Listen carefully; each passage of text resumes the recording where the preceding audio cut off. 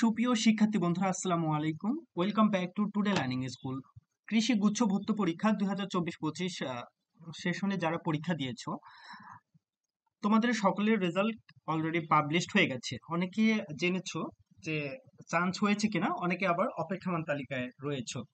তো আজকের এই ভিডিওর মূল টপিকস হচ্ছে অপেক্ষমান তালিকা থেকে কত সিরিয়াল পর্যন্ত আপনাদের সাবজেক্ট পাওয়ার সম্ভাবনা সবচেয়ে বেশি রয়েছে, এই বিষয়ে বিস্তারিত ভিডিও শেষের দিকে আলোচনা করব। যারা এই চ্যানেলটিতে প্রথম, অবশ্যই চ্যানেলটি সাবস্ক্রাইব করে পাশে থাকা বেল বাটনে ক্লিক করতে ভুলবেন না।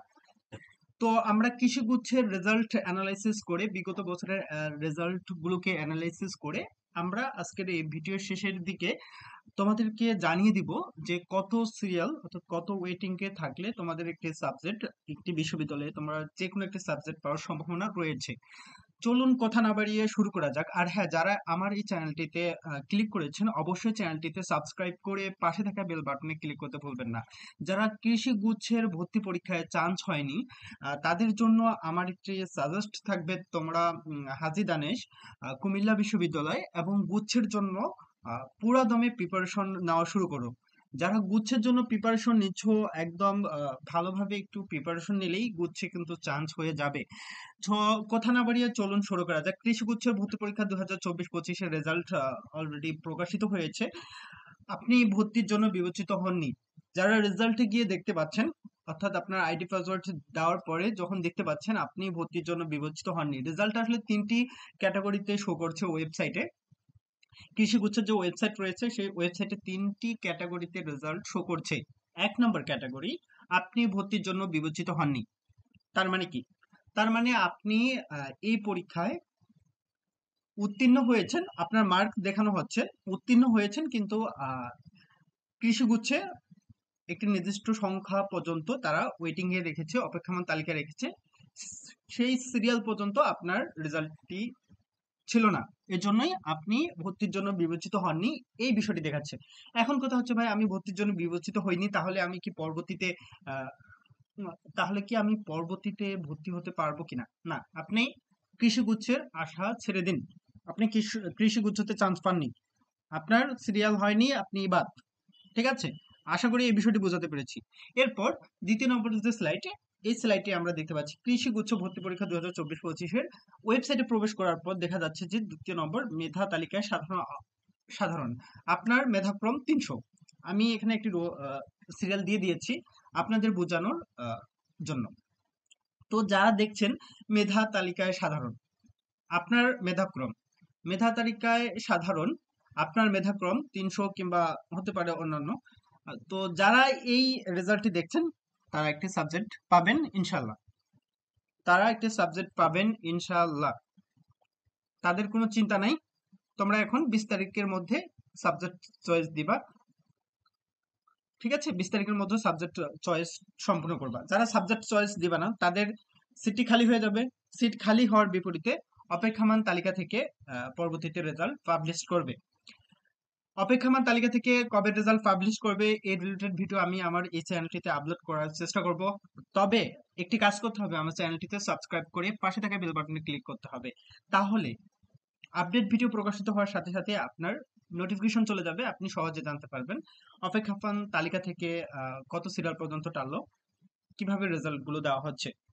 সুপ্রিয় শিক্ষার্থী বন্ধুরা, যারা মেধা তালিকায় সাধারণ দেখতে পাচ্ছেন তাদের একটি সাবজেক্ট চলে আসবে ইনশাল্লাহ, তাদের কোনো ভয় নাই।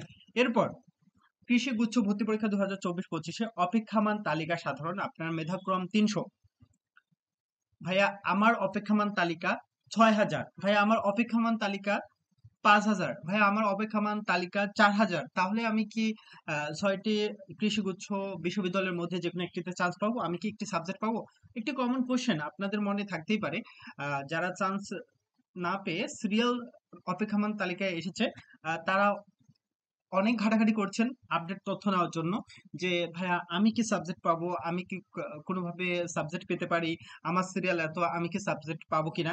এই বিষয়ের মূল টপিকস, এই ভিডিওর মূল টপিকস হচ্ছে কত সিরিয়াল পর্যন্ত অপেক্ষমান তালিকা থেকে এবছর টানতে পারে, এই বিষয়ে আলোচনা করব।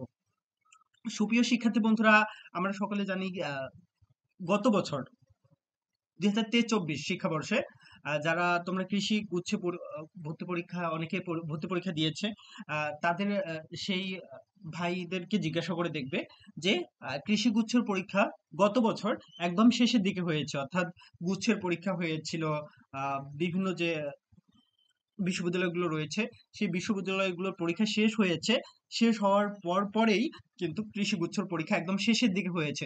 অর্থাৎ শেষের দিকে কোনো কম্পিটিশন লেভেলটা অনেক কম ছিল।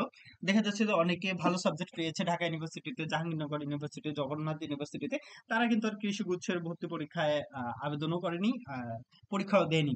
কিন্তু এবছর আসলে চিত্রটি পুরোটাই উল্টো। কৃষি গুচ্ছের ভর্তি পরীক্ষা আগেই হয়ে গেল। যারা চান্স পেয়েছে কৃষিগুচ্ছে, তারা অনেকেই আবার কৃষিগুচ্ছে ভর্তি হবে না।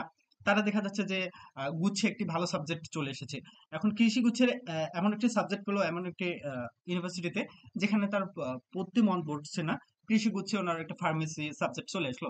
সেক্ষেত্রে কি করবে, কৃষিগুচ্ছ থেকে সুইচ হয়ে আহ গুচ্ছের বিশ্ববিদ্যালয়ে ভর্তি হতে পারে।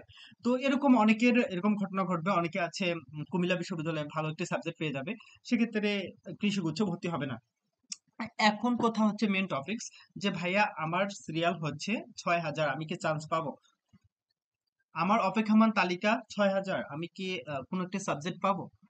ভাইয়া গত বছরের রেজাল্ট গুলো অ্যানালাইসিস করে এবছরের চিত্রটি একটু ভিন্ন হবে, কারণ তোমাদেরকে আমি বিষয়টা অলরেডি ক্লিয়ার করেছি যে অনেক ইউনিভার্সিটিতে এখনো পরীক্ষা হয়নি। বিশেষ করে কৃষি গুচ্ছের পরীক্ষা তো হয়ে গেল, বিশেষ করে গুচ্ছের যে পরীক্ষা, সেই গুচ্ছের পরীক্ষা কিন্তু এখনো সম্পূর্ণ হয়নি। ঠিক আছে, গুচ্ছের 19টি বিশ্ববিদ্যালয়ের মধ্যে পরীক্ষা হবে। সেখানে যারা ভালো সাবজেক্ট পাবে তারা কিন্তু কৃষি গুচ্ছে ভর্তি হবে না। যারা কৃষি গুচ্ছে ভর্তি হবে না, তাদের সিটটি খালি হয়ে যাবে। এখন তোমরা কত সিরিয়াল পর্যন্ত তোমাদের চান্স হতে পারে, কিংবা যে কোনো একটি আহ, কৃষিগুচ্ছ বিশ্ববিদ্যালয়ে চান্স পেয়ে যেতে পারো। সেক্ষেত্রে আমি বলবো এবছর চিত্রটি একটু ভিন্ন হবে। এবছরের চিত্র যদি আমি একটু প্রেডিকশন করেছি, যে অপেক্ষমান তালিকা থেকে আপনাদের ১৬০০ ১৬০০ পর্যন্ত যাদের সিরিয়াল রয়েছে অপেক্ষমান তালিকা, তোমরা যে রেজাল্টটি দেখতে পাচ্ছ অপেক্ষমান তালিকা, এই অপেক্ষমান তালিকা থেকে যাদের সিরিয়ালটি ১৫০০ ১৬০০-র মধ্যে থাকবে, ইনশাআল্লাহ তোমাদের আশা করা যায় একটি সাবজেক্ট তোমরা পেয়ে যাবে। এক্ষেত্রে তোমাদের একদম শেষ পর্যন্ত অপেক্ষা করতে হবে। তোমাদের ওয়েবসাইট ঘাটাঘাটি করতে হবে, ওয়েবসাইটে তোমাদের দেখতে হবে যে প্রথম মেরিটের রেজাল্ট কবে দিল, দ্বিতীয় মেরিটের রেজাল্ট, তৃতীয় মেরিটের রেজাল্ট হচ্ছে কিনা, তৃতীয় মেরিটের রেজাল্ট কবে দিল। এই বিষয়ে তোমরা কিন্তু ওয়েবসাইট ঘাটাঘাটি করতে পারো। কিন্তু তোমরা যদি আমার এই চ্যানেলটি সাবস্ক্রাইব করে রাখো, আমি কিন্তু এরকম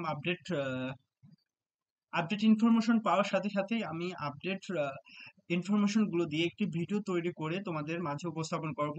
সো তোমরা কি করবা, আমার চ্যানেলটিকে সাবস্ক্রাইব করবা, পাশে থাকা বেল বাটনে ক্লিক করতে ভুলবা না। আর হ্যাঁ, তোমরা তোমাদের ফ্রেন্ডকে এই ভিডিওটি শেয়ার করতে পারো। তুমি নিজে উপকৃত হচ্ছ, তোমার মাধ্যমে অন্যরাও উপকৃত হবে এবং সহজে বুঝতে পারবে।